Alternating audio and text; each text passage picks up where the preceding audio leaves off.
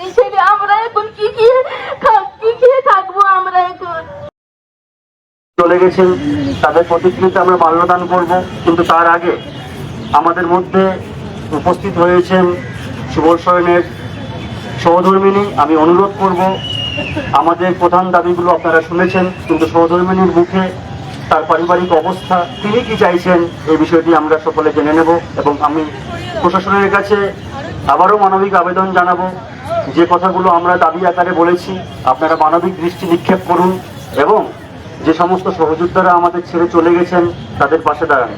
তার সাথে সাথে প্রশাসনের কাছে এটা অনুরোধ করব, যে সমস্ত শিক্ষকেরা অত্যন্ত জটিল মারণ রোগে আক্রান্ত, প্রতিনিয়ত তারা বেঁচে ফেরার জন্য লড়াই করছেন, তাদেরও জন্য আশ্বস্ত কিছু করুন, যেন আর এই সংখ্যাটা আমাদের খাতায় না বৃদ্ধি পায়।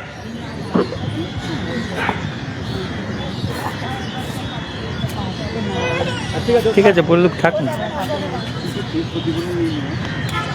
নমস্কার সবাইকে। আমার একটাই দাবি নতুন সরকার কাছে, আমার জন্য মেয়ের ভবিষ্যৎ জন্য আমার একটা চাকরি দিন। আমি মেয়েকে কি করে মানুষ করবো? পাশে যান, ধরতে হবে একটু। মেয়েকে খাবো কি, আমি খাবো কি? আমাদের ঘরের মতন খাওয়াও নেই। আমি সরকার কাছে অনুরোধ করছি আমাদের একটা ব্যবস্থা করে দিন।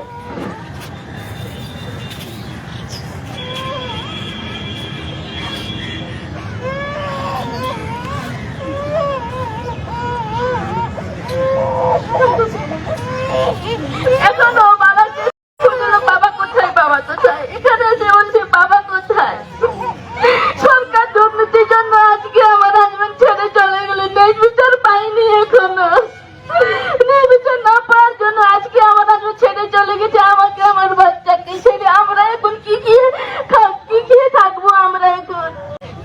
আমার একটাই অনুরোধ, সরকার আমাদের দিকে একটু তাকান, আমার একটা কাজের ব্যবস্থা করে দিন। এই বলে আমি শেষ করছি। নমস্কার।